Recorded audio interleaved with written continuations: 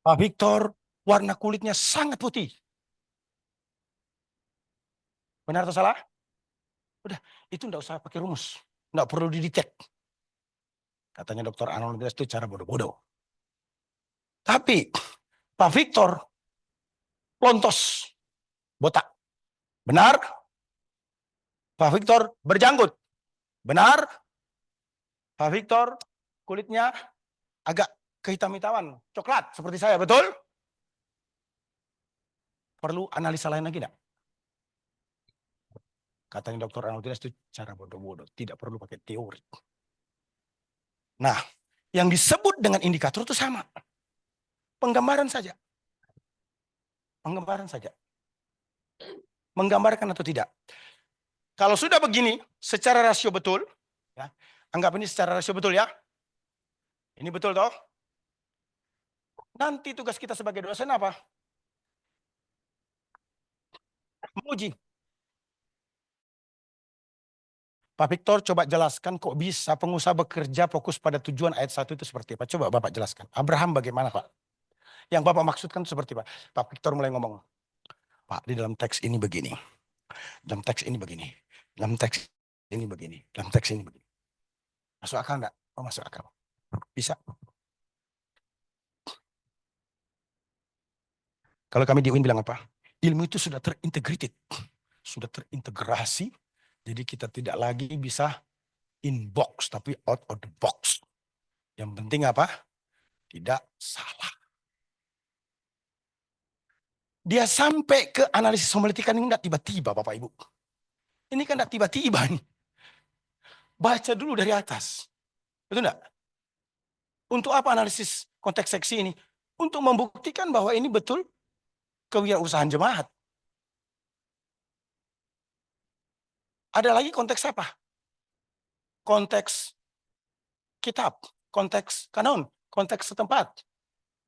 Jadi ketika kita mau menghakimi ini, sebentar. You lihat dulu di atasnya itu. Ada koneksinya atau tidak? Makanya dia tidak bisa muncul tiba-tiba di sini. Begitulah. Saya katakan tadi, pengusaha bekerja selalu mengandalkan Tuhan. One keywordnya apa? Memanggil. Pertanyaan saya sederhana.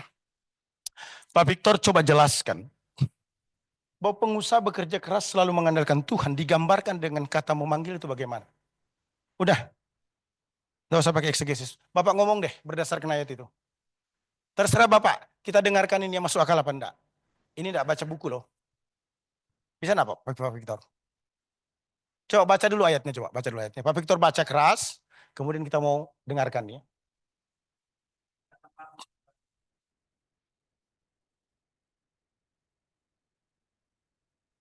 Coba jelaskan Pak. Kata memanggilkan koneksikan dengan pengusaha selalu mengandalkan Tuhan.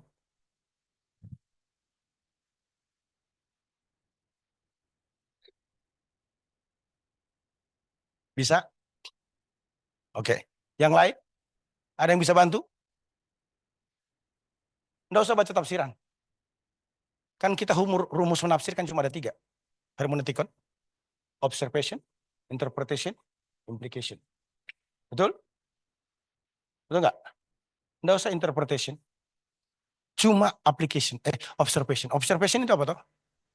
Jangan ngomong di luar apa yang dikatakan oleh Alkitab. Itu ya, betul nggak? Interpretation itu apa? Kita menafsir apa yang dikatakan teks. Hukumnya begitu kan? Nah sekarang saya tanya Pak. Memanggil di situ menggambarkan mengandalkan Tuhan enggak? Benar atau salah? Ada yang mempermasalahkan memanggil Tuhan di sini tidak menunjukkan mengandalkan Tuhan? Ada kira-kira?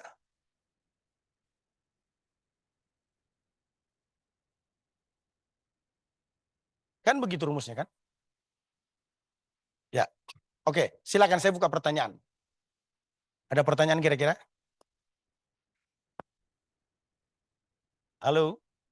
Ini baru makan siang ini pada haleluya semua nih. Ya.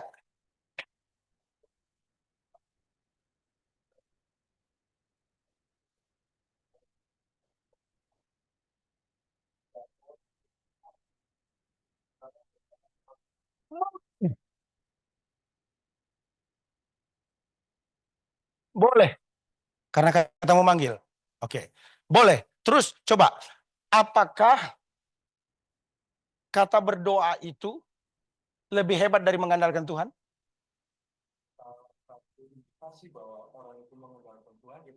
Mana lebih besar mengandalkan Tuhan atau berdoa? Mengerti cara membuat outline ini? Oke. Mengerti? Mana yang lebih oke? Berdoa atau mengandalkan Tuhan? Nah, saya hanya menggocoh pikiran Bapak Ibu sekalian. Model begini kan? Mau berdoa? Boleh, saya bilang. Cuma saya sebagai dosen, penguji masih bertanya. Di situ nggak Abraham, Bapak memanggil Tuhan dan ngapain? Coba dibaca lagi ayat 4.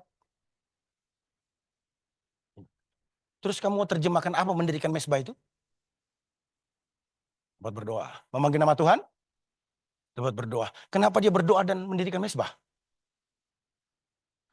Apakah mengandalkan Tuhan itu sesuatu yang penting dalam bisnis? Apakah dalam mengandalkan Tuhan orang itu akan berdoa? Mana lebih hebat mengandalkan Tuhan dibanding berdoa? Disinilah kehebatan researcher memilih kata-kata yang lebih tinggi nilai. Halo?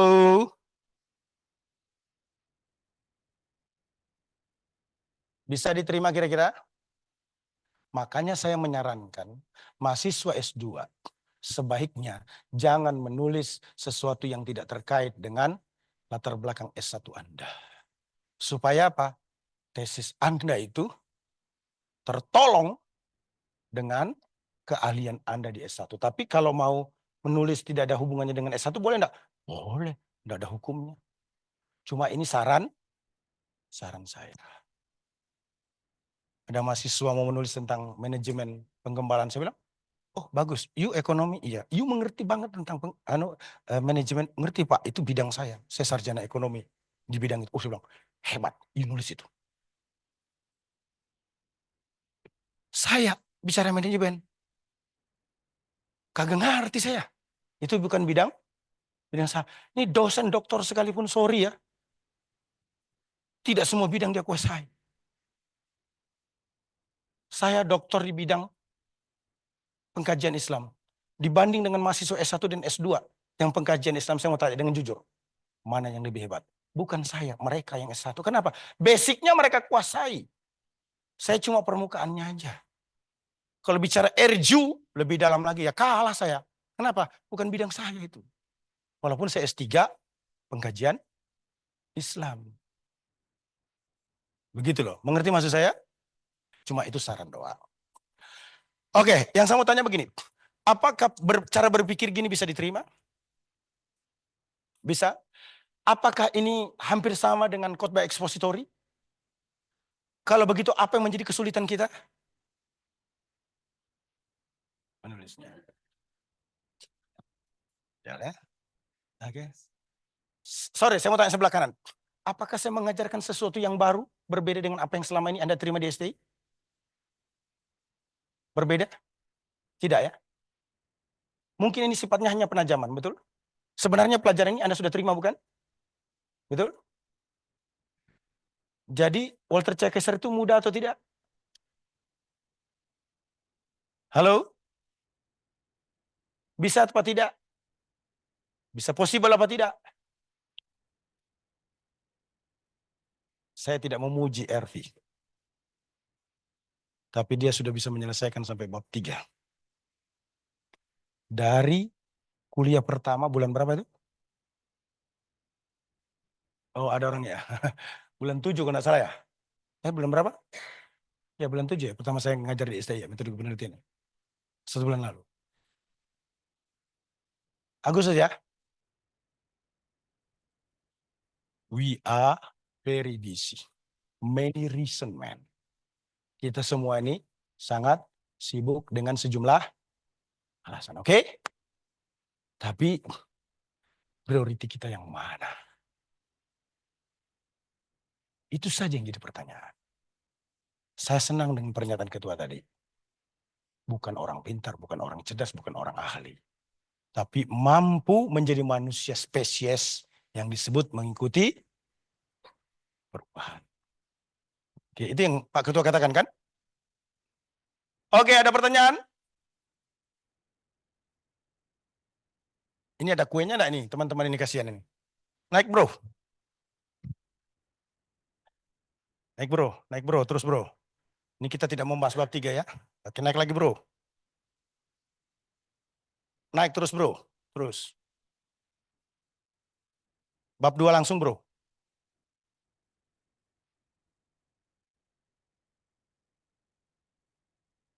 Nah,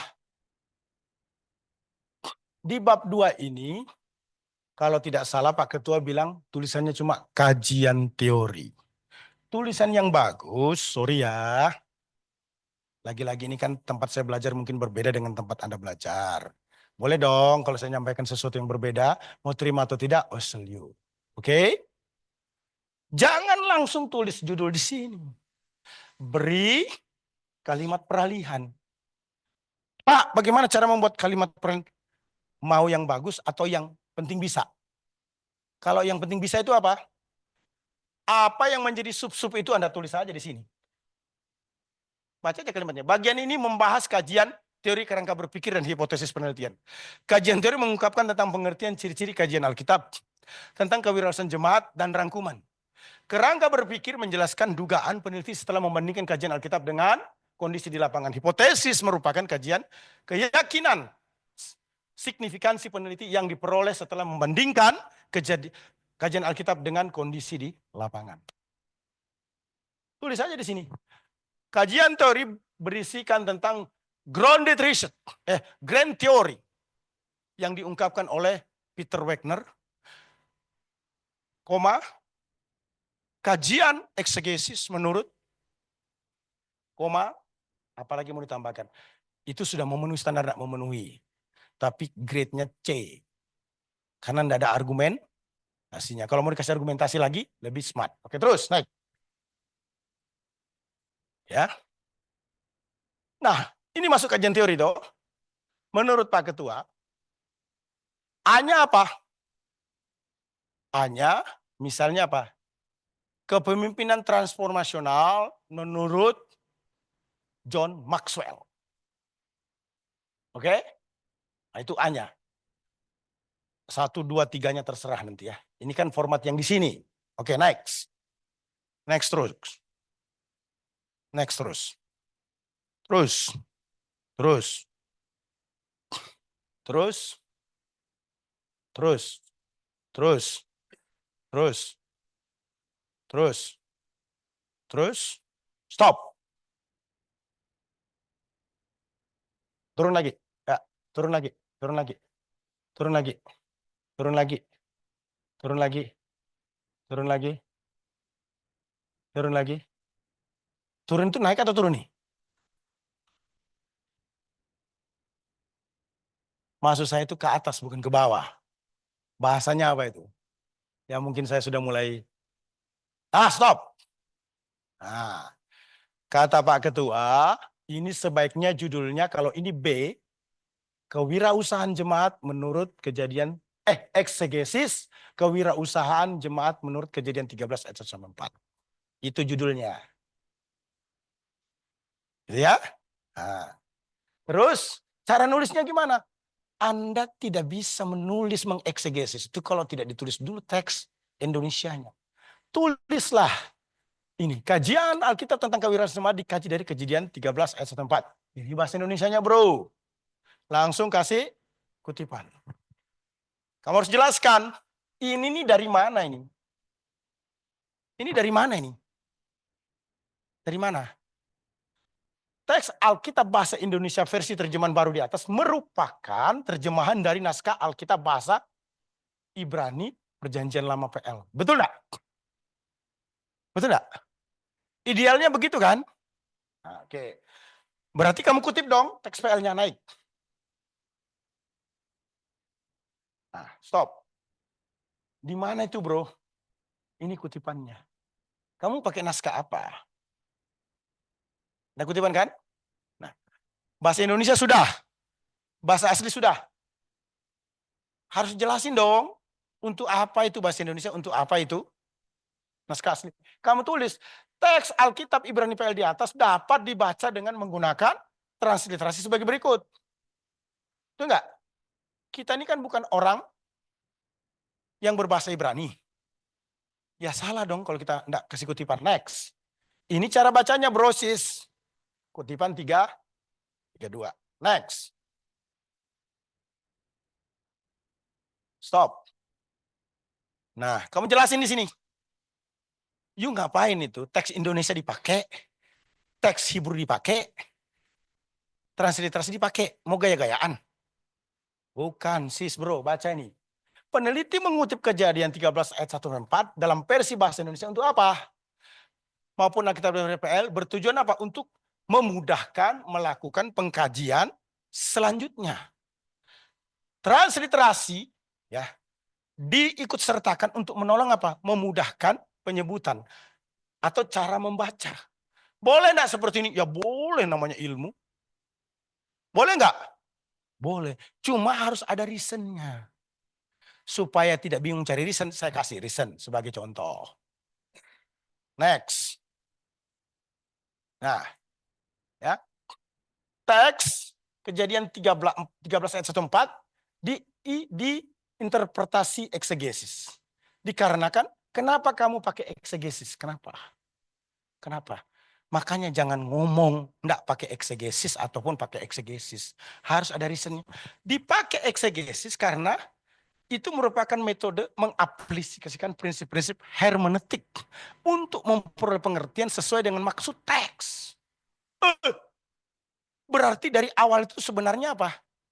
Sudah menekankan, mengungkapkan teks berdasarkan maksud si penulis. Betul enggak? Oke? Ini kutipan 3-3 nanti dicek ya. Coba dicek ini. 3-3 siapa punya? 3-3 siapa punya? Aduh. 3-3 atau 3-4 tadi? Ah, kamu sebesar. Oke. Turun lagi. Turun atau naik nih? Naik ya? Aduh, enggak tahu lah. Kita mau lihat lagi yang di atasnya, bro. Oke. Oke. Mulai. Mulai ngomong si Walter J. Kaiser. Oke. Jadi menurut Walter Kaiser itu eksegesis itu apa? Hukum Tauratnya STI kan pertama apa? Alkitab. Kira-kira begitu toh? Kalau boleh saya mungkin salah sebut, mohon maaf. Hukum Taurat yang kedua apa? Walter J. Kaiser. Kira-kira gitu. Mohon bahasanya kalau salah. Mohon diampuni. Dia bilang apa? The term exegesis is apa itu? Derived from bla bla bla ya. Jadi exegesis itu apa? Narasi atau penjelasan. Meaningnya apa dibilang? Narration or explanation. Betul enggak? Boleh enggak kutip lain? Boleh dong. Asalkan itu similar. Betul? Nah terus, naik lagi. Walter C. Kaiser ngomong apa sih tentang exegesis? Ini. Accordingly, hermeneutik bla bla bla. Ya toh? Hermeneutik.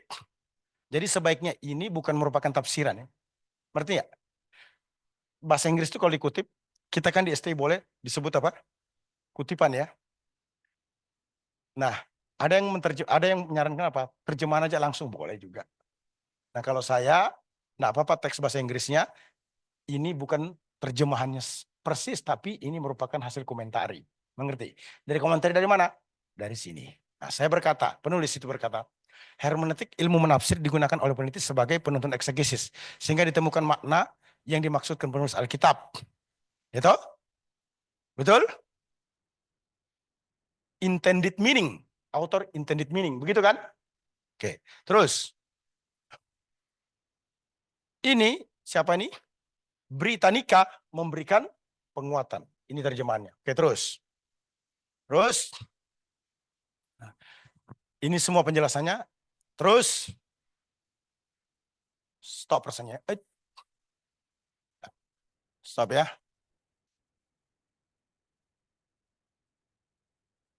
Oke, nanti Anda baca sendiri ini. Naik terus. Oke. Timbul pertanyaan. Eksegesis bukan menurut saya. Bukan menurut pembimbing skripsi tesis disertasi. Bukan menurut siapa-siapa. Kita ini pakai bukunya siapa? Walter C. Kaiser toh. Eksegesis menurut Walter C. Kaiser itu seperti apa? Setuju? Setuju nggak? Jadi eksegesis itu bukan kata Ibu Rina, bukan kata saya. Bukan. Kita pakai buku panduannya siapa? Walter C. Kaiser. Menurut Walter C. Kaiser itu eksegesis bagaimana, bro, sis? Menurut dia ini konteks analisis, syntactical analysis, verbal analysis, theological analysis, and then homiletical analysis. Betul? Saya tanya sekarang, saya menciptakan pengajaran baru atau sama persis yang dikatakan oleh Walter C. Kaiser? Halo? Halo? Sama persis. Salahnya saya di mana?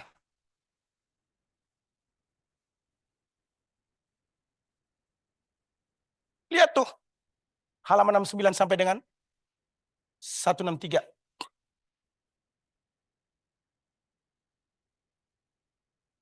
Walter C. Kaiser ngomong itu tuh.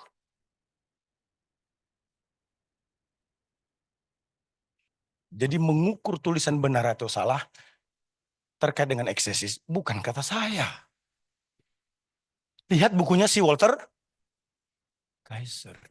Makanya kita perlu buku yang menjadi standar eksegesis. Supaya semua yang menulis dan semua dosen itu tidak menurut saya lagi. Oke? Tidak menurut keinginan mahasiswa, tidak menurut keinginan dosen. Tapi ini panduannya. Halo? Sebelah kiri apa kabar? Angkat tangan yang punya buku Walter C. Kaiser sebelah kiri. 1, 2, 3, 4, 5. S2 ya? Wah, jangan-jangan S1 belum dapat. Kenapa belum dapat? Belum ada mata kuliahnya? Belum muncul ya? Belum? Sudah? Sudah belajar eksegesis? Sudah? Oh, enggak apa-apa lah ya. Boleh. Boleh cari bukunya itu, boleh. Sudah ada. Mau dipakai? Oh, ya, yeah. No problem. It's joke. Sebelah kanan? Halo? Yang punya buku Walter C. Kaiser?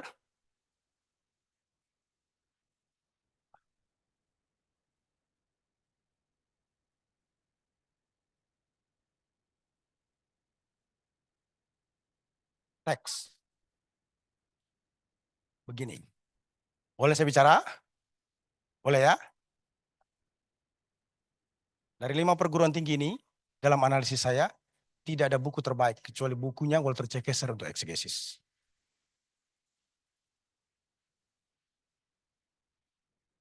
Dan Pak Ketua setuju untuk menggunakan bukunya Walter C. Kaiser. Tidak apa-apa. Ini kan kita harus buka ruang. Betul? Ruang kemungkinan-kemungkinan. Tapi menurut saya, ya, kalau ada yang terbaik, kenapa kita pilih yang kurang baik?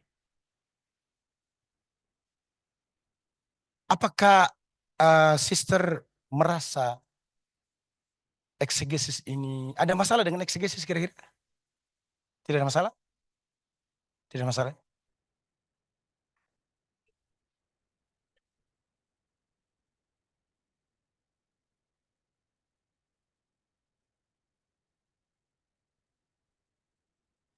Hasil konfirmasi dengan ketua. Mau kuantitatif, mau kualitatif, mau mix method. Bab 3 adalah eksegesis. Eksegesis apa? Eksegesis terkait dengan judul. Ya.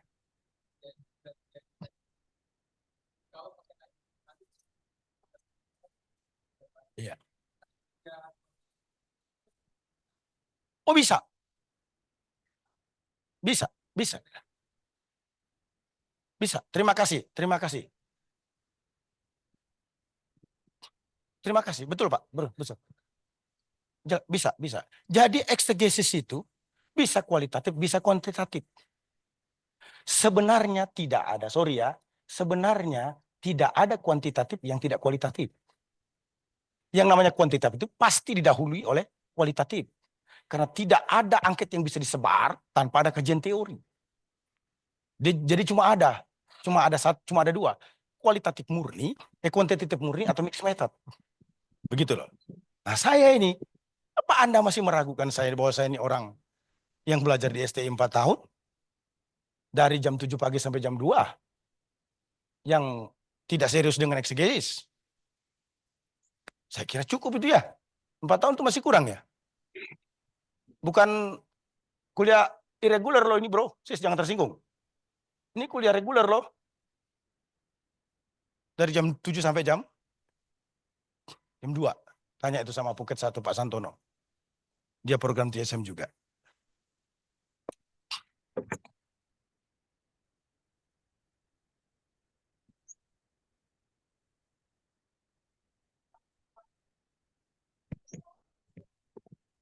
That's it. That's it itu apa itu? Pak, bahasa Inggrisnya kalau terjemahkan apa? Itu sudah. Soalnya ada lain. Saya sorry Pak, mohon maaf ini. Saya butuh bantuan ini. Pak dosen kita ini menjelaskan. That's it. Soalnya ada lain. Kira-kira bahasa Manadonya begitu ya? Sorry. Karena saya kuliah di Sulawesi Utara hanya bisa itulah ya. Bisa dipahami? Jadi kalau ada yang ngomong, analisis, eksegesis itu begini, begitu. Bolehkah Bapak buka halaman 13? Ya toh? Ini footnote loh bro sis. Lihat. Kaiser Junior Tuet in bla bla bla bla bla. Page 13 pada bagian apa nih? Bagian daftar isi dituliskan kelima analisis tersebut yang kemudian dijadikan yang kemudian dijabarkan secara rinci pada halaman. Kenapa saya perlu ngomong begini? Maaf ya. Kita ini orang STI. Ada dosen dari luar masuk mengajar. No problem. Tetap diterima toh? Itu enggak? Supaya kita bisa ada wawasan lebih luas. Tapi harus ada garisannya, harus ada rule-nya. Justru lembaga itu berwibawa, berotoritas, punya value ketika lembaga itu berkata, ini kami punya. Mengerti? Ngerti nggak? Ini kami punya, ini yang STI punya. Siapapun yang mau mengajar, mau menguji, mau membimbing, mau sekolah di sini, ini yang STI punya. Itu hebat. Kenapa? Karena dia menghargai keputusannya. Saya mau kasih tahu, saya tidak perlu ngomong STT mana. Saya tahu itu kurang bagus caranya. Tapi karena itu menjadi aturan lembaga itu ya, saya ngikut. Nangkep? Ya, silakan Pak. It's okay, it's okay, it's okay.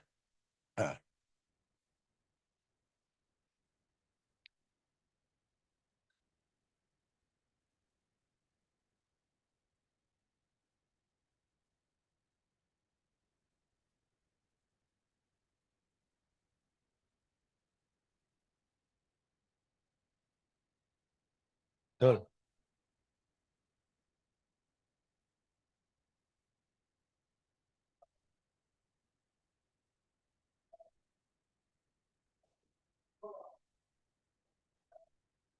Ya,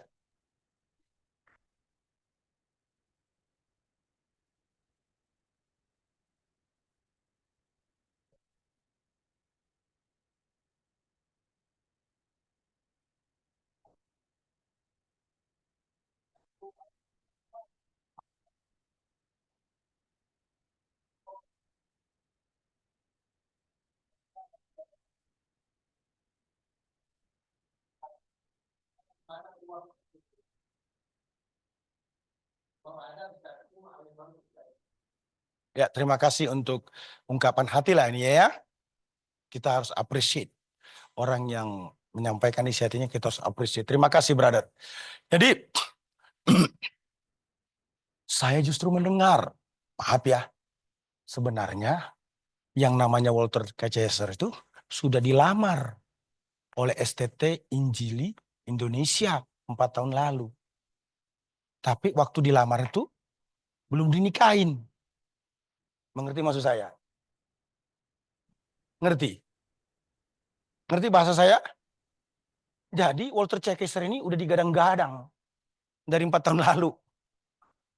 Nah, tunangan terus ini dengan ST Jakarta ini dengan Walter Kaiser. Sudah 4 tahun lalu saya dengar. Begitu saya berapa tahun sudah? Sudah sekitar 4 tahun lalu. Kira-kira begitulah ya. Terus meritnya kapan saya bilang? Ya itulah Pak. Kita cari momen merit, mungkin sudah momennya ini merit. Bahasa saya begitu, mohon maaf Pak ya. Mungkin kita sudah mau merit dengan Walter Kaiser. Saya kekeh dengan Walter Kaiser ini juga. Karena apa? Pertanyaannya adalah, kalau ada program THM, sorry ya, saya bukan berarti mengesampingkan program PhD dari ST Jogja. Tapi yang saya tahu, yang duduk di bangku kuliah itu, dan yang dibanggakan oleh almarhum Dr. Kris Marantika, program terbaik dari ST itulah program THM. Ya, Dr. Kris Marantika selalu bangga sekali dengan program itu. Nah, dalam pembelajaran eksegesis, Ibrani 1, 2, 3, 4 yang kami pelajari, dalam kemurahan Tuhan, saya belum menemukan ada pola metode pattern yang sebaik Walter Kaiser. Dosen Ibrani, ayo bermain di analisis verbal. Dosen Ibrani, Yunani, ayo bermain di analisis verbal. Dosen tafsir, ayo bermain di analisis homiletika. Betul enggak? Dosen introduction, ayo bermain di analisis kontekstual. Gimana kira-kira? Saya mau tanya lagi nih, dari hati saya yang paling dalam. Apakah teman-teman yang di sebelah kiri ini merasa ada sesuatu yang berbeda dari apa yang selama ini diajarkan overall secara global terkait dengan analisis 5 ini? Oke? Nggak ada ya? Jangan saya paksa nih. Oke, begini deh. Tingkat 3, tingkat 4. Siapa tingkat 3, tingkat 4? Angkat tangan. Masih ada 1. Oke. Yang jawab ini hanya mahasiswa tingkat 3 dan tingkat 4. Apakah eksegesis Walter Kaiser ini, ya, menurut Anda, ya, mungkin tidak sesistematis ini ya, berbeda dengan apa yang diajarkan dosen yang ada selama ini? Ada enggak? Sama ya? Sama. Hanya mungkin sistematikanya yang berbeda. Coba kita bicara tentang konteks, analisis kontekstual. Masa sih kita tidak belajar tentang konteks kitab? Belajar kan? Masa sih kita tidak belajar tentang konteks seksi? Belajar kan? Masa sih kita tidak belajar tentang konteks kanon? Belajar kan? Masa sih kita tidak belajar tentang konteks tempat? Belajar kan? Halo? Betul? Terus. Naik.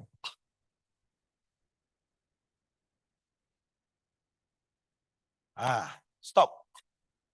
Si ngomong iki siopo iki? We must bla bla bla. Apa nih? 41 ya? 41. Coba. Siapa 41 itu? Walter Kaiser. Ini kan hampir sama dengan Pak Ketua bilang apa? Grand Theory. Betul enggak?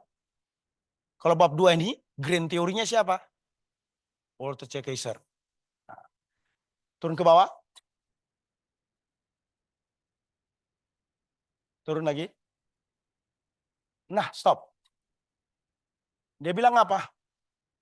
4 level of context.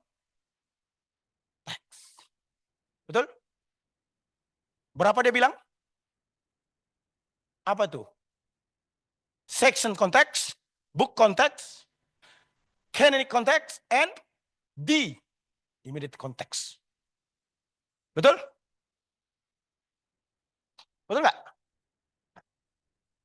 Bisa saya terjemahkan begini. Konteks seksi, konteks kitab, konteks kanon, konteks setempat pada masa penulisan. Atau Alkitab itu ditulis. Baik. Masa kita tidak belajar tentang konteks seksi?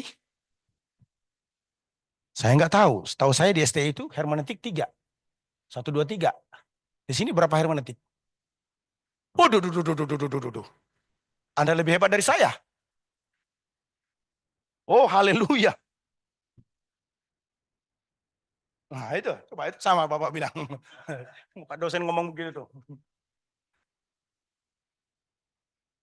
Apakah saya harus mengajar lagi konteks seksi kepada Anda? Tidak perlu. Mungkin Anda lebih jauh mengerti tentang konteks seksi dibanding dengan saya. Kenapa? Belajar 4 mata kuliah soal her. Oke, lupakan konteks seksi itu. Next. Naik terus.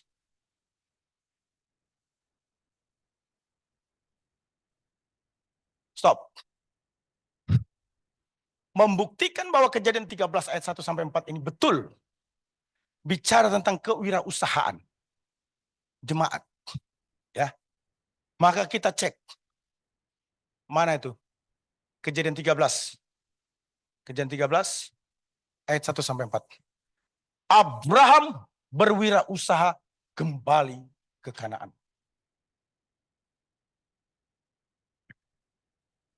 Terbukti? Terbukti dong. Cocok? Cocok. Bungkus. Naik ke atas. Konteks kitab kanon. You mau ngapain di sini? Konteks kitab kanon. Ini standarnya, bro, sis. Mau ditambah silahkan. Betul nggak? Tapi ya nggak bisa. Konteks seksi itu menghilangkan tujuan penulisan sama latar belakang penulisan. Dan juga garis besar. Kenapa nggak bisa? Iya, karena latar belakang penulisan dan tujuan penulisan harus mendukung kewirausahaan jemaat. Kemudian judul juga, garis besar juga harus mendukung kewirausahaan jemaat. Boleh enggak Pak, saya selain ini silahkan.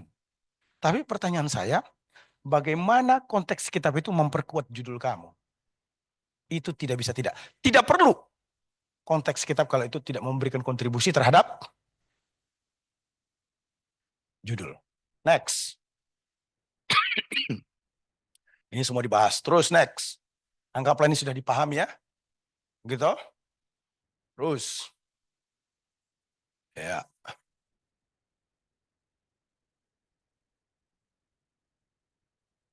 Stop. Ini latar belakang dan tujuannya. Jelas? Ada ya? Oke, next.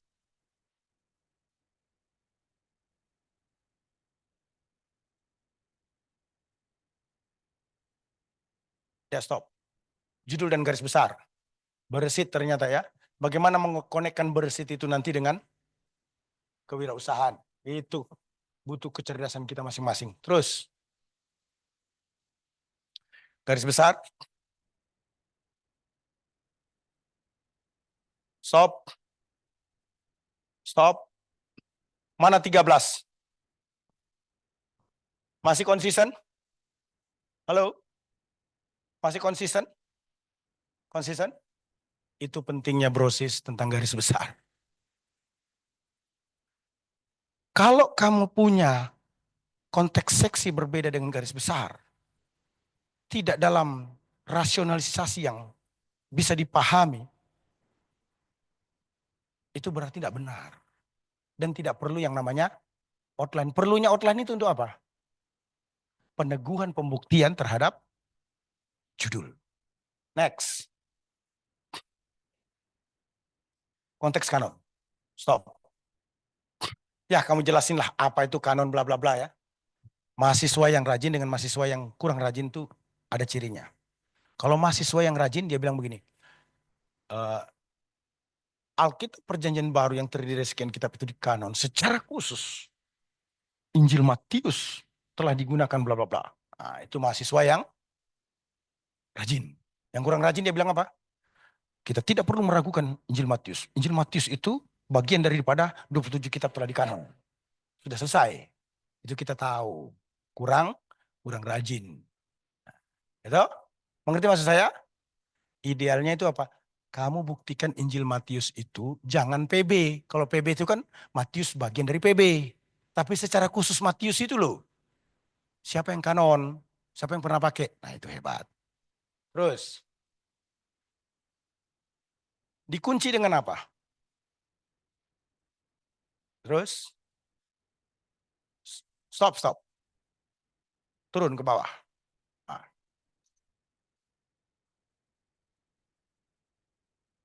PL memberikan pengakuan digunakan dan diterima sebagai kanon PL.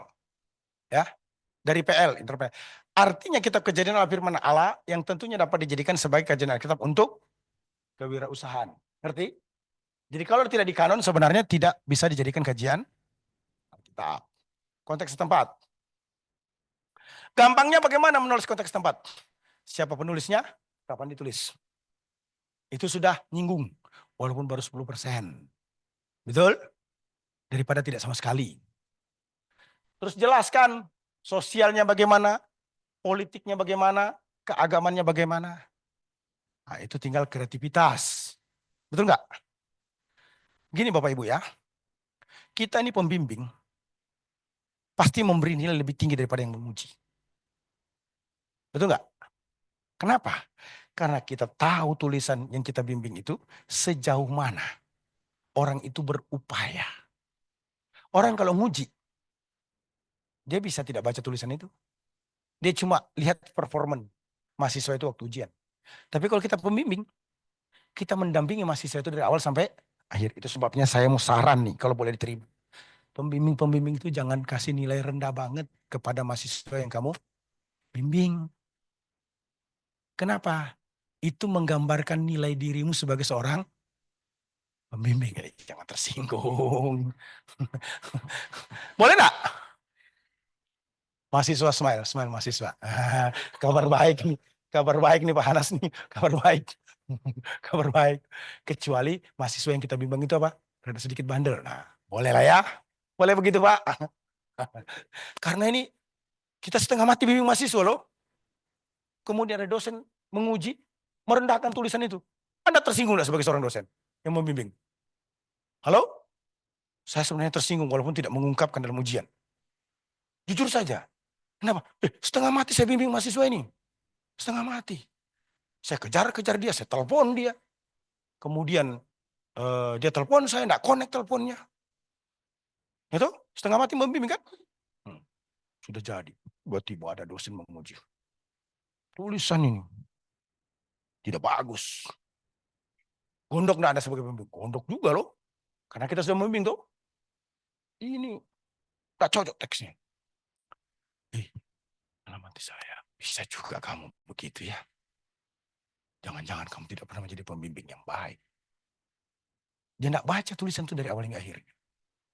Dia cuma baca judulnya. Pak Hanas pernah jadi begitu enggak? Pernah.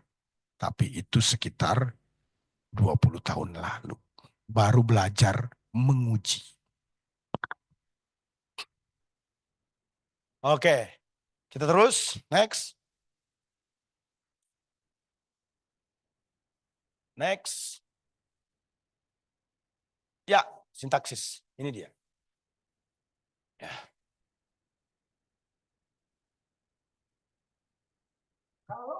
Analisis kontekstual. Dasarnya siapa? Walter C. Kaiser. Oke. Sintaksis yang dikutip siapa punya? Halo? Walter C. Kaiser. Kita ini udah kawin dengan Walter C. Kaiser. Apa yang Walter C. Kaiser ngomong? Nih, we have bla bla bla. Ya. Kalau diringkaskan ini maksudnya naik. Kutipan Kaiser. Ini keren banget screen ini ya. Kalau saya jadi gembala ini punya screen begini senang sekali.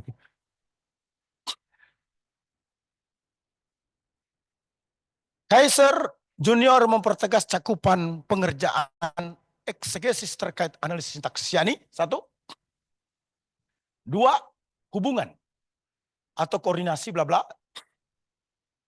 Ya, dari semua kata, kalimat, klausul saya. 3, hubungan dari perasa. Boleh? Nah, kita buat sistematis ini supaya tidak error. Ya, caranya gimana? Orang Indonesia itu kan paling pinter buat sesuatu yang sulit menjadi sistematis. So, kita buat tema proposisi, hubungan kalimat-kalimat dengan tema proposisi, hubungan klausul-klausul dengan tema proposisi, hubungan prapasar dengan tema proposisi. Begitu loh. Terus, ngomong enggak? Si Kaiser tentang tema proposisi, ini loh brosis, dia ngomong.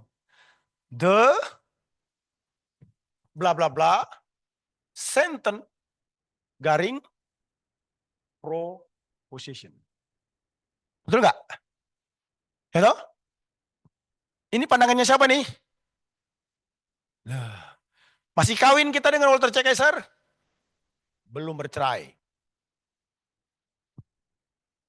Jadi sebenarnya tema proposisi itu apa? Inti dari paragraf.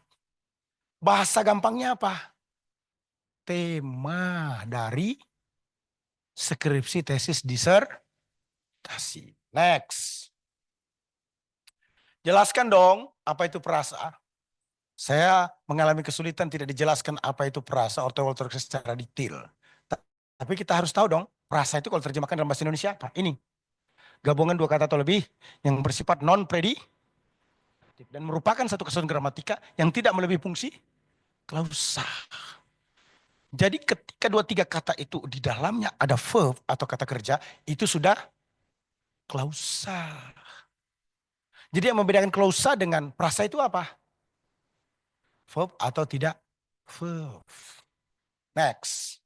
Sorry, stop. Ini contohnya ya. Prasa pertama, bersama-sama dengan dia. Ada verb di sini? Belum ya?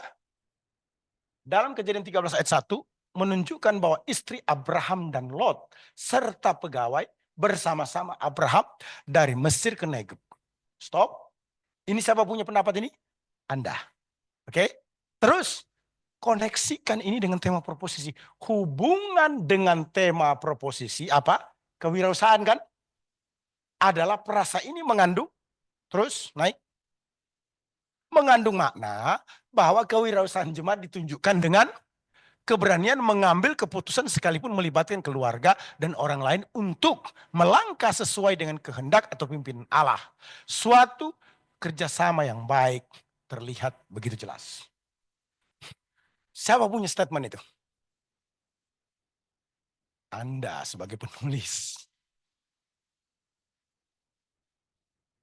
Kalau dari awalnya sudah benar, step keduanya benar, step ketiganya benar, step keempatnya benar, kok bisa step 5-nya salah ya?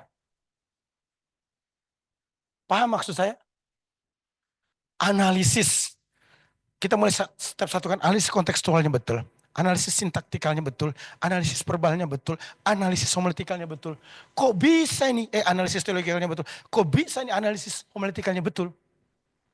Saya tanya kepada Anda sebagai pembimbing, gondok enggak? Kalau dibilang keliru tulisan ini, salah tulisan ini. Gondok enggak kira-kira? Kita jujur aja nih sebagai manusia nih. Gondok ya?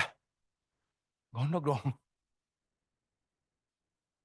Makanya jangan cepat-cepat beri judgment waktu menguji. Lihat teksnya dulu. Lihat baik-baik. Paham ya? Oke, terus. Ini satu contoh saja boleh ya? Ya, karena waktu kita ini sudah hampir habis nih. Tinggal 1 jam. Terus, next.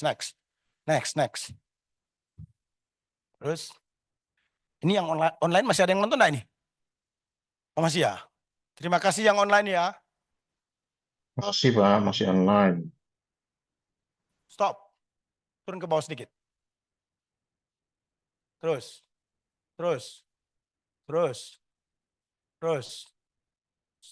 Stop. Very important. Sangat penting. Adalah ini. Berdasarkan analisis sintaksis yang terdapat dalam Kejadian 13 ayat 14, Sebagaimana yang dijelaskan di atas, maka peneliti menyatakan ada beberapa kontribusi terhadap tema proposisi kewirausahaan jemaat yang dapat disimpulkan sebagai berikut. Pertama, naik.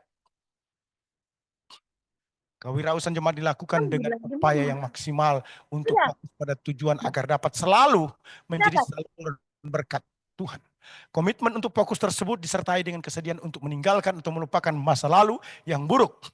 Fokus pada tujuan juga menuntut keberanian kerjasama yang solid, pengorbanan keluarga, dan terkadang juga melibatkan orang lain, namun tetap dilakukan karena mengikuti kendala. Dari mana nih caranya, Bu? Rumus ini dari mana bisa keluar?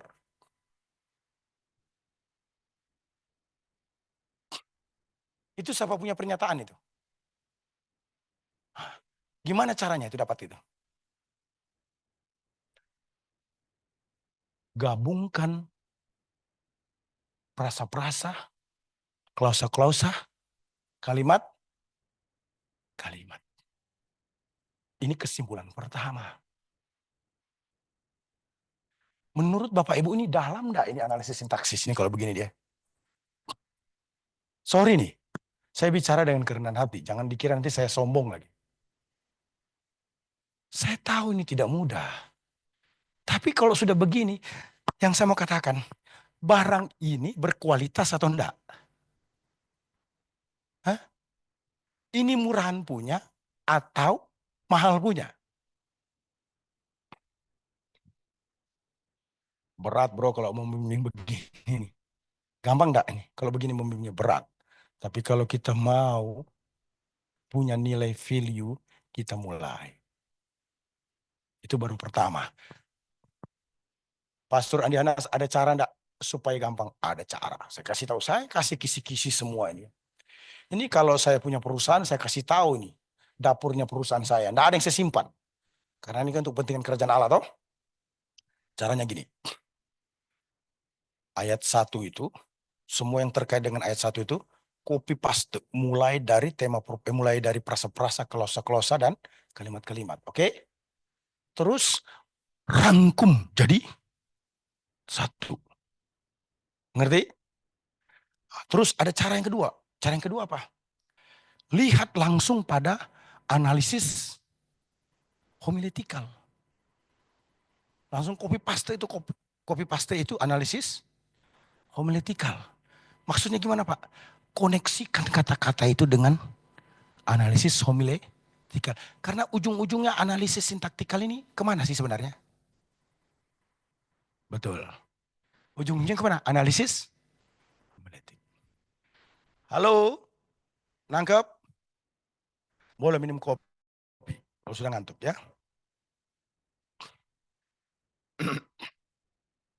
Saya tidak usah baca yang kedua, ketiga, keempat ya. Simpelnya begini loh Bapak Ibu ya, simpelnya begini. Bahwa analisis sintaktikal ini harus tidak boleh bertentangan dengan analisis homiletikal. Mengerti nggak? Mengerti ya? Kalau di jus analisis sintaktikal ini, dia hasilnya adalah analisis homiletikal. Begitu sebenarnya. Kalau bicara rumusnya ya. Tapi kan enggak keren kalau Anda muncul tiba-tiba di analisis homiletikal. Karena menurut tunangan kita yang bernama Walter C. Kaiser, analisis homiletikal itu step terakhir bro. Analisis sintaktikal itu step kedua. Next. Langsung. Terus. Stop. Stop ya. Ternyata Virgo itu bicara tentang analisis verbal. Ya. Ini kutipan dia. Terus naik.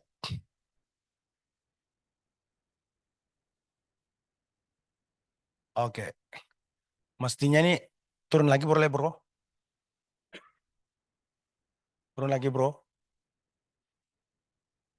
Oh, maksud saya ke sini. Bukan begini, ke sini.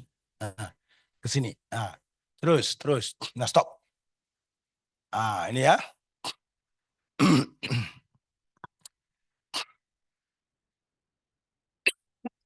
Kutipan dia menekankan leksikal sintaktikal atau verbal adalah suatu studi makna kata individual. Individual itu artinya apa? Leksikologi. Dan cara kata-kata tersebut digabungkan sintaksis. Analisis leksikal sintaktikal dilakukan untuk terus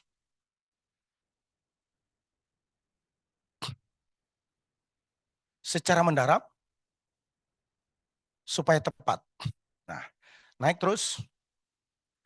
Bagaimana membuat analisis sintaktikal itu? Nih, analisis verbal fokus pada istilah-istilah utama yang memberi dukungan atau kontribusi ya terhadap tema proposisi kewirausahaan jemaat yang mana setiap ciri-ciri dari tema proposisi terwakilkan dalam istilah. Nah,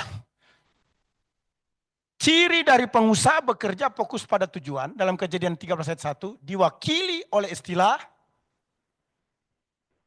pergilah. Ini nanti muncul di analisis.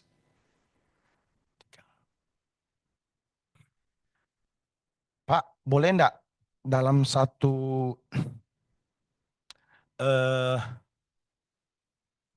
ciri itu saya menggunakan 2-3 kata. Oh, sangat senang. Tapi pertanyaannya mampu apa enggak? Betul enggak? Kalau kamu punya 5 ciri, berarti kamu membahas 5 kali 3. Betul enggak? 5 kali 3 berarti apa? 15 kali. Nah, kalau satu ciri aja kamu sudah pakai 3 kali 5, berarti berapa? 15. 15 kali 3, ya udah kerjain aja kalau mau. Saya berikan cara yang paling gampang, tapi kalau Anda mau pilih yang lebih rumit, silahkan. Kita harus kasih kesempatan dong kepada mahasiswa yang mau begitu. Cuma saya kasih saran. Satu ciri itu sebaiknya hanya menggunakan satu kata saja. Untuk lebih mudah. Ngerti ya? Naik. Iya, sedikit lagi kita selesai. Sebab saya dikasih tahu undangan 6 jam, katanya sampai jam 3. Besok saya sudah harus pulang nih. Sebutkan kata-kata yang Anda eksegesis ya. Dalam arti analisis verbal ya. Sudah semua? Terus, naik. Nah, ini bro, stop. Kata pergilah, istilah waya'al. Nah, kita benar saja menulis begini menurut Dr. Parlaungan Gultom itu sudah punya nilai. Betul? Dengan transliterasi benar aja itu sudah punya nilai katanya. Belum dieksegesis, belum dikaji secara verbal. Baru ngutip begitu aja udah oke. Waya'al. Ada yang mengalami kesulitan untuk transliterasi? Halo? Ada? Nggak ada ya? Oke ya? Oke. Diterjemahkan oleh Bible Walk, to go up. Oleh BDB. BDB itu siapa? Brown Driver Bricks. Go up, bla bla bla. Oleh Bible.com and went up. Oleh Eastwood. Apa itu? Kemudian kita simpulkan. Kalau begitu ini ada berapa pendapat ini? 1, 2, 3, 4. 4 pendapat kan? Ini yang menarik kalau mahasiswa cerdas. Dia bilang begini.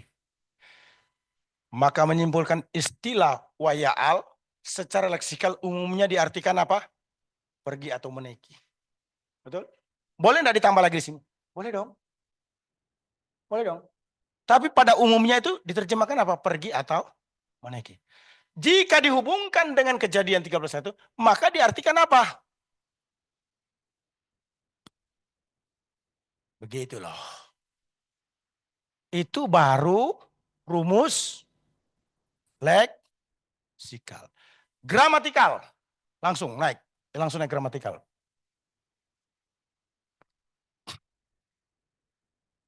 Stop. Jelaskan brosis apa itu gramatikal. Gramatikal diartikan tata bahasa atau sesuai dengan tata bahasa atau menurut tata bahasa. Naik. Stop.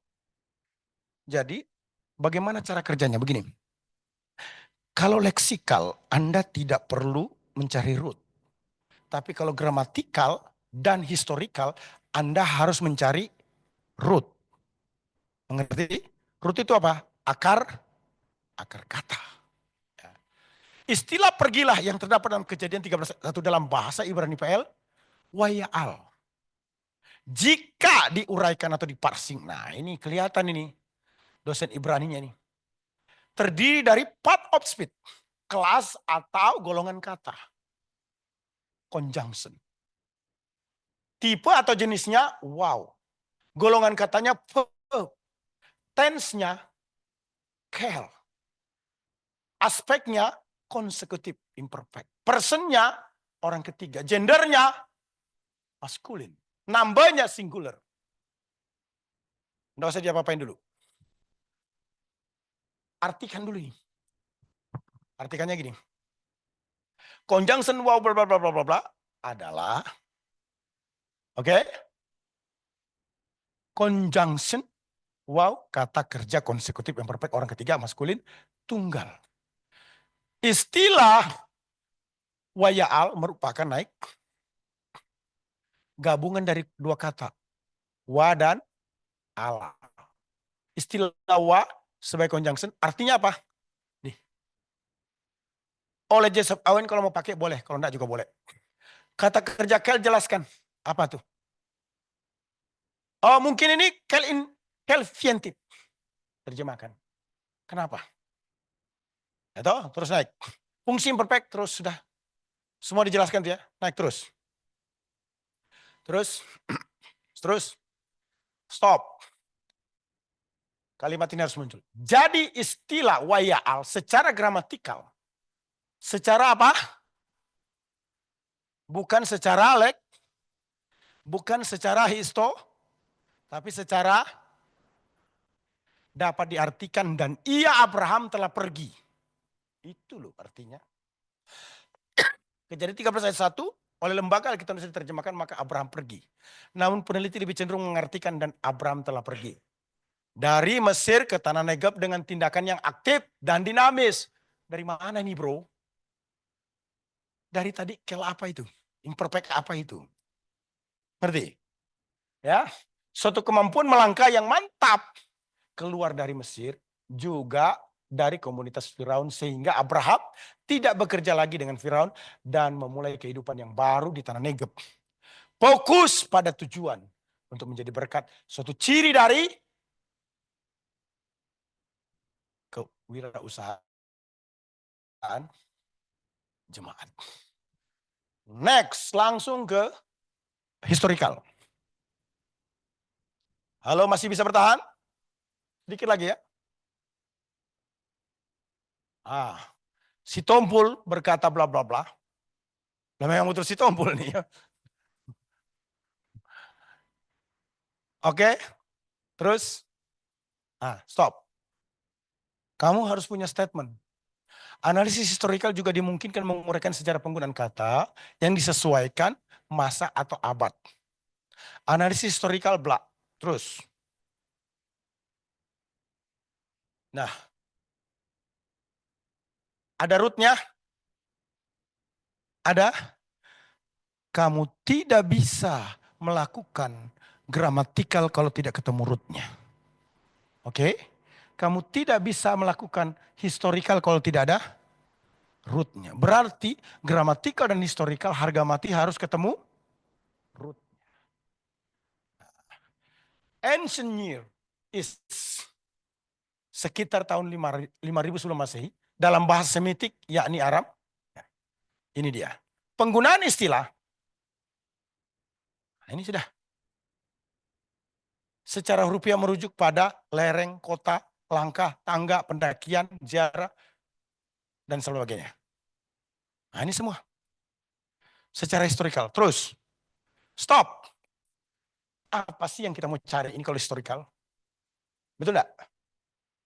Waktu kita pacaran, yang laki-laki banyak wanita tapi dia tahu yang mana calon istrinya. Betul? Yang perempuan juga begitu. Banyak laki-laki dia tahu yang mana calon suaminya. Betul enggak? Sama dengan ini. Ini setelah gaduh dengan analisis historical ini, yang mau dicari itu apa? Ini loh bro.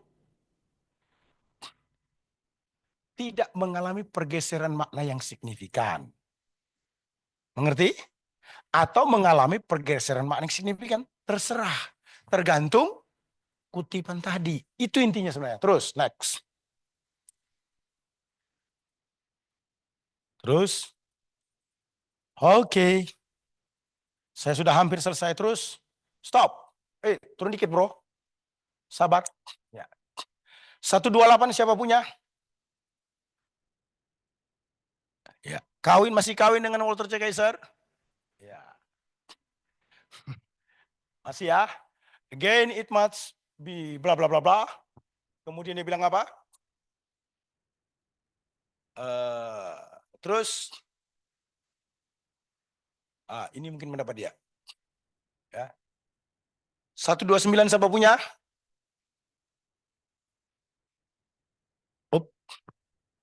Siapa punya? Masih Walter C. Geser, turun, turun. Ya. Dia bilang apa di situ? Turun lagi sedikit. Dia bilang bisa teologi antecedent, bisa teologi sistemika, bisa teologi biblika, bisa teologi informasi. Ya. Mau pilih yang mana? Terserah. Tapi saya menghindari derut lestekan. Apa derut lestekan itu? Menghindari jalan yang susah. Jalan yang sulit. Kalau itu apa? Tempuh jalan yang gampang. Yang gampang apa? Teologi sistematika. Nah ini kalimatnya begini. Analisis teologikal dapat dikaji dari berbagai aspek teologi, misalnya bla bla bla. Peneliti memilih satu aspek teologi, yakni teologi sistematika. Peneliti mengerjakan analisis teologi sistematika menurut kejadian dari sisi teologi sistematika, maka ditemukan sangat menekankan pada apa? Teologi proper dan eklesiologi. Buktinya, naik. Stop. Teologi proper, mempelajari tentang Allah. Abraham memanggil atau menyebut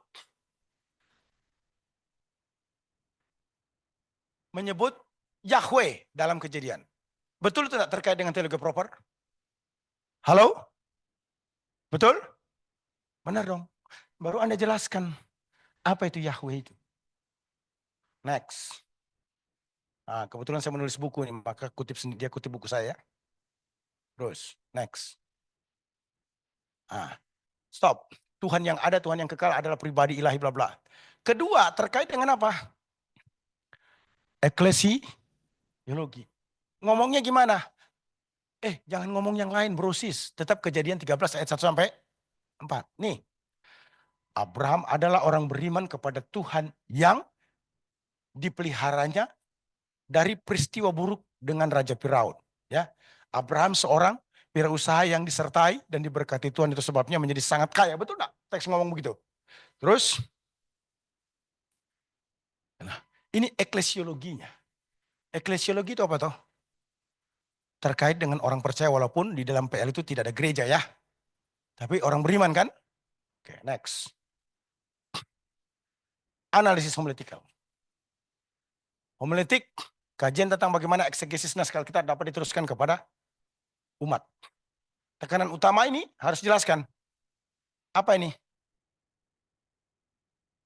Merupakan hasil eksegesis dari para pakar penafsir atau komentar Alkitab.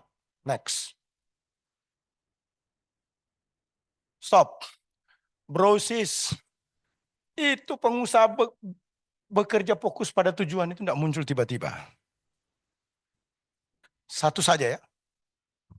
Abraham sebagai pengusaha bekerja dan bergerak fokus pada tujuan, yakni sesuai dengan maksud Allah untuk meninggalkan sanak saudara, pergi ke tempat negeri yang akan ditunjuk Tuhan dan diberkati baik secara spiritual maupun material. Abraham bersama keluarga dan pegawainya berangkat dari Haran menuju Kanaan. Namun ketika tiba di tanah Negeb mengalami masalah serius dengan timbul kelaparan, itu sebabnya pergi ke Mesir untuk mendapatkan makanan. Abraham disambut baik oleh Bapak. Coba Anda bayangkan, penjelasan itu masih bisa dipatahkan enggak kira-kira? Kalau sudah sedetail itu. Jadi munculnya pengusaha bekerja fokus pada tujuan ini tidak tiba-tiba. Ada urgency yang dijelaskan. Itu maksud saya. Terus naik. Stop. Matthew Henry menyatakan, bla bla. Kejadian 1:13 ayatnya, maka pergilah Abraham, naik terus. Next. Next. Turun sedikit, tindakan.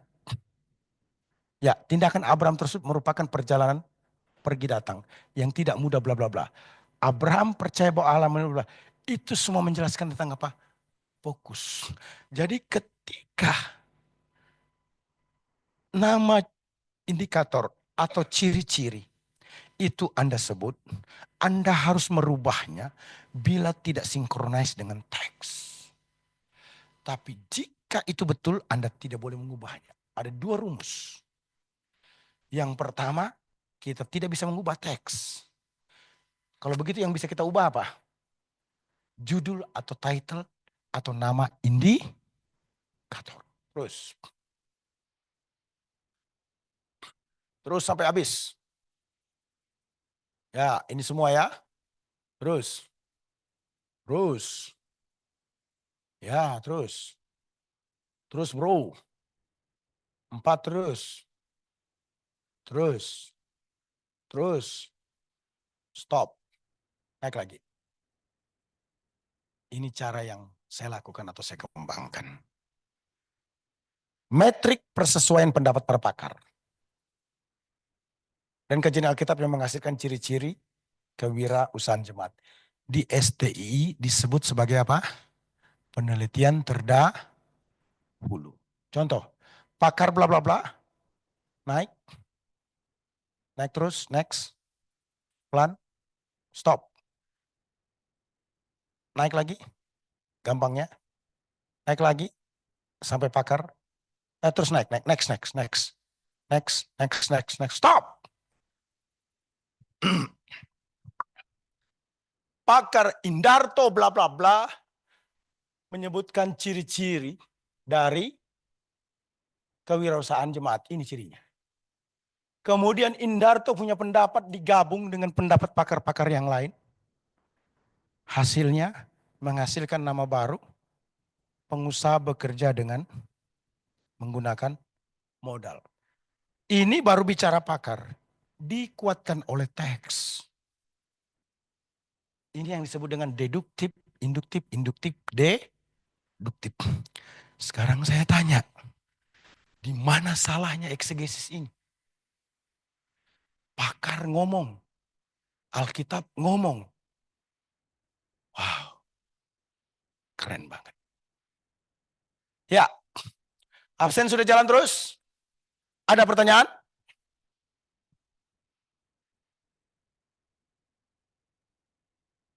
Ada pertanyaan? Silakan. Setelah sesi ini pasti ada perubahan dalam pola penulisan penelitian. Apakah akan dibuat pola baru sehingga kami dapat mengikuti? Saya kira begitu. Yang dikatakan oleh Pak Ketua.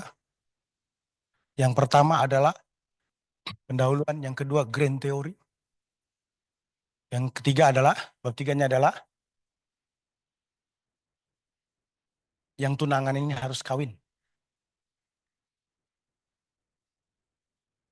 dengan Walter C. Kaiser. Ada pertanyaan lagi? Saya tahu ya, saya tahu. Tidak perfect. Betul? Setuju? Betul nggak? Tidak akan pernah yang di dalam ruangan ini ataupun di Zoom ini akan menulis sebagus yang saya sampaikan. Betul nggak? Tapi bukti kita sudah kawin dengan Walter C. Kaiser. Kita mengerjakan 5 analisis itu. Perfect atau tidak perfect? Kita sudah mengerjakannya. Setuju? Ada pertanyaan lain, Pak? Nggak ada. Oke. Eh, kita kasih kesempatan mungkin bagian kiri dulu. Kasih testimoni dengan ini supaya ini bisa kita pahami. Silakan. Siapa yang mau kasih testimoni terkait dengan materi dari jam 9 sampai jam sekarang? Satu orang silakan. Pak, silakan. Mari Pak. Di depan sini dulu Pak. Supaya saya mendengar feedbacknya ya. Kita nggak perlu angket ya. Cuma begini aja. Ya, terima kasih Pak Hanas. Jujur ya, karena kami dari dulu satu memang sudah lama nggak bicara tentang tulis menulis secara ilmiah begini. Ini baru sekali buat saya. Dan tadi saya juga tidak terlalu mempermasalahkan metodologi karena dulu di kampus awal kami S1 di Satya Wacana ini nggak terlalu difokuskan untuk metodologi karena lebih kepada aplikasi saja, lebih kepada pendampingan masyarakat, pengembangan masyarakat begitu. Jadi bagi saya ini ya satu membingungkan jelas karena baru, tapi yang kedua untuk challenge-nya ini bagus sekali gitu Pak, karena memang tertantang. Ya nanti tergantung dari pembimbing kami, tanda petiknya mampu enggak. Gitu. Artinya memberi saya hal-hal yang baru gitu Pak.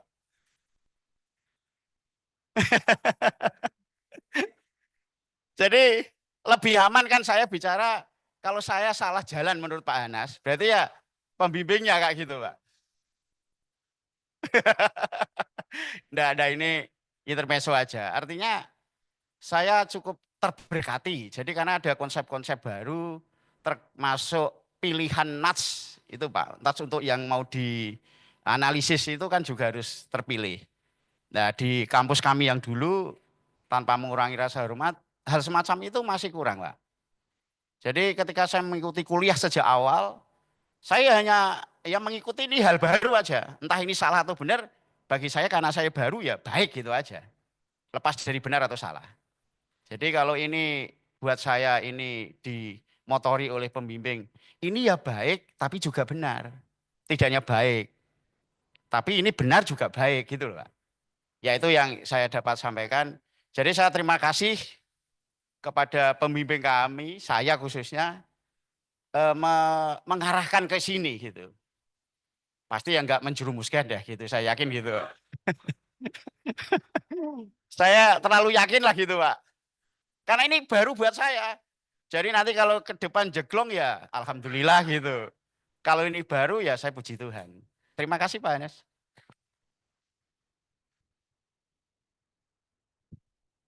Ini enak ngomongnya ya, karena Bapak kita ini to the point, orang Jawa, ngomongnya smart, mungkin lebih baik dibanding saya. Kalau saya kan ngomongnya agak sedikit. Nggak ada rem-remnya Pak ya. Oke, yang di sebelah kanan diwakili siapa?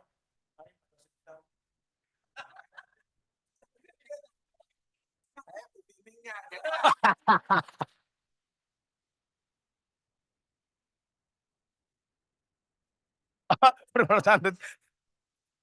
Oh gitu. Nggak bagus gitu berbalas santun ya. Oke, Bapak kita di belakang mungkin mau kasih siapa? Silakan. Satu orang di sebelah kanan supaya kita close.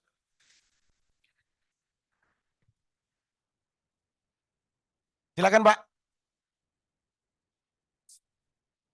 Atau Pak Gultom? Atau siapa? Ah, ya, silakan Pak. Tepuk tangan dulu Pak Gultom. Oke, di sini aja ya Pak. Oh, boleh, Pak. Terima kasih Pak. Ini pembelajaran yang sangat luar biasa. Jadi artinya teori ilmiah itu dipadukan dengan biblika. Secara ini tadi saya lihat. Dan juga yang kita ambil jadi buku-buku literatur yang kapabel lah untuk mendukung segala tulisan kita. Jadi sangat luar biasa. Kalau saya dulu di sekuler nggak seperti ini. Apanya yang penting kita bikin rumusan masalah, terus kita teliti, baru kita telaah permasalahannya, baru kita buat kesimpulan. Jadi tulis apa ini sangat mendukung. Makanya saya datang biasanya jarang saya Pak ke kampus ini. Jadi karena ini apa namanya sangat karena saya kan baru semester 5 Pak. Jadi saya untuk membantu saya membuat tulisan. Tadi saya juga waktu kita bicara sekolah jurusan ekonomi. Terus wah bagaimana dengan ini? Memang menarik juga yang Bapak sebutkan tadi waktu kita ngobrol-ngobrol. Jadi itu yang membuat saya untuk supaya nanti mengikutin kalau nanti dapat PDF-nya biar kita alur yang PDF dari Bapak ya. Nah, itu sebagai alur kita nanti untuk membuat tulisan ataupun jurnal atau apapun membantu kita. Walaupun yang penting kita itu paling malas memang bangsa Indonesia ini. Makanya ada penelitian IQ bangsa Indonesia ini katanya masih di bawah rata-rata karena kurang membaca, kurang menulis. Ah, mungkin dengan pembelajaran ini membuat semangat kita untuk menulis dan membaca. Itu aja Pak. Terima kasih. Ya, sebelum saya serahkan kepada lembaga, terima kasih banyak untuk waktunya semua faculty, semua student yang hadir dalam kesempatan ini on-site atau online ya. Yang pertama, saya ada buku, tidak promo dan tidak wajib Anda miliki. Jika Anda butuh, boleh datang ke lembaga. Kedua, saya kira Ibu Rina sudah melakukan ini waktu dia menyelesaikan studi di S3-nya ya. Jadi bisa langsung connection dan saya sudah lihat ada mahasiswa yang kasih PowerPoint-nya Ibu Rina, bukan Ibu Rina yang kasih saya. Hebat juga saya bilang ya. Istri saya sendiri tidak pernah kasih PowerPoint-nya ke saya. Tapi mahasiswa yang kasih PowerPoint-nya ke saya. Setelah saya cek, bagus. Bukan karena dia istri saya. Saya ulangi, PowerPoint itu saya tidak dapat dari Ibu Rina. Tapi dari mahasiswa. Setelah saya cek, wah ini bagus. Qualified. Yang ketiga, ada Ibu Ervi yang mahasiswa S2. Mungkin dia tidak terlalu perfect. Tapi setidak-tidaknya dia sudah mulai ya. Oh ada ya, ini Bu Ervi nih. Saya sudah membaca tulisannya dan saya sudah melihat secara khusus terkait dengan Walter Cekisser 5 analyze ini ya. 5 analyze ini. Ya saya kira begitu ya. Terima kasih untuk semua kehangatan dalam pertemanan persahabatan ini. Saya serahkan kepada lembaga. Siapa ini?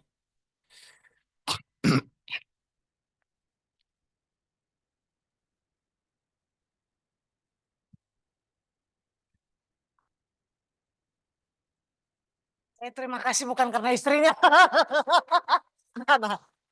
Nah, saya mau bicara sedikit.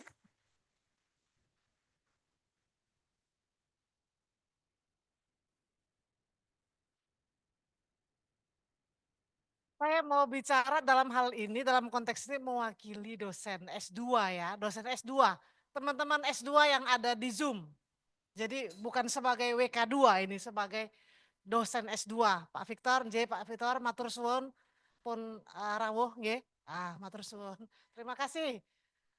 Jadi begini, tadi di pagi hari waktu ngobrol dengan Pak Ketua dan Pak Hanas, nanti lebih lanjut Pak Ketua akan memberikan arahan untuk merangkum semuanya ini seperti yang ditanya oleh Ibu Erlinta Pandiangan. Tadi kan pertanyaannya, kalau mengikuti ini apakah mungkin ada arahan lebih lanjut dari lembaga? Nah itu adalah kewenangan Pak Ketua dan beliau karena tidak bisa mengikuti sampai selesai, dia bilang nanti di jajaran dosen dan para pendidik di institusi kita, beliau akan kumpulkan, memberi arahan, dan juga akan mengeluarkan SK untuk penelitian yang akan kita kerjakan dalam semester ini. Jadi itu yang bisa saya tambahkan. Selanjutnya ini adalah ranah daripada akademis. Jadi mungkin Pak Max atau yang mewakili akademis, atau mungkin dari Pak Anto. Pak Max lah. Oh Pak San. Pak Anto mau ngomong sesuatu? Monggo nanti ya. Oh gitu, baik. Silakan Pak. Silakan. Pulang. Oke.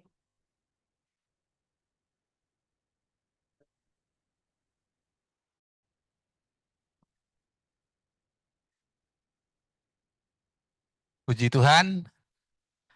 Tepuk tangan sekali lagi buat Pak.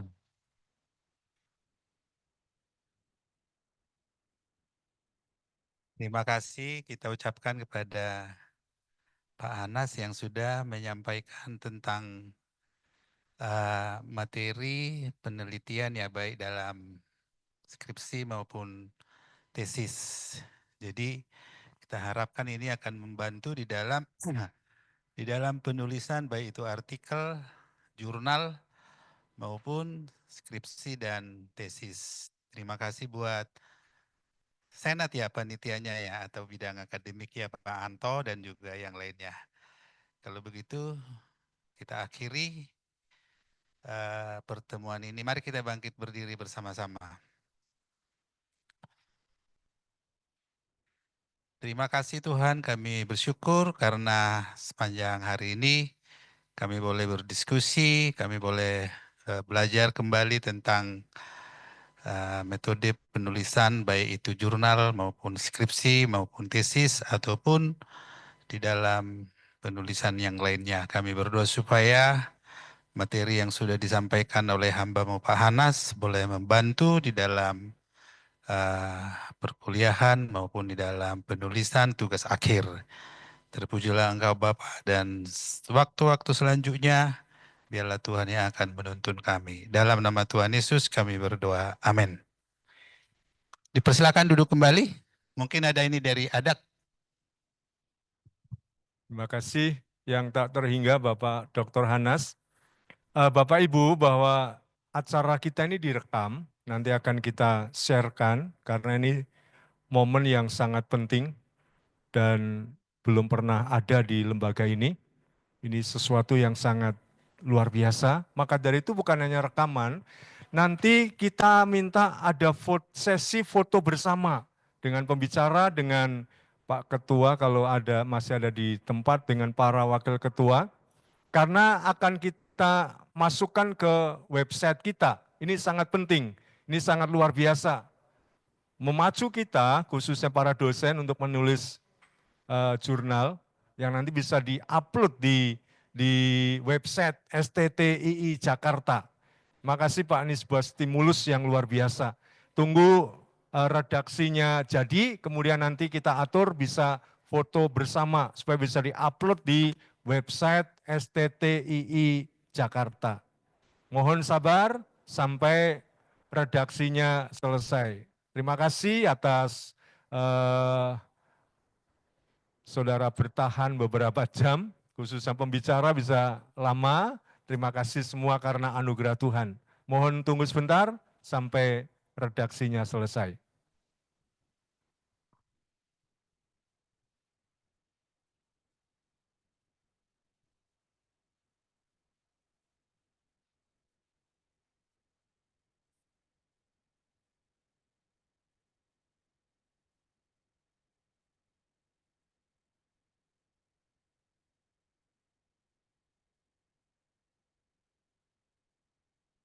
Mari Pak Hanas, Pak San, untuk Pak Markus, Pak Max mana tadi, untuk memposisikan diri berada di depan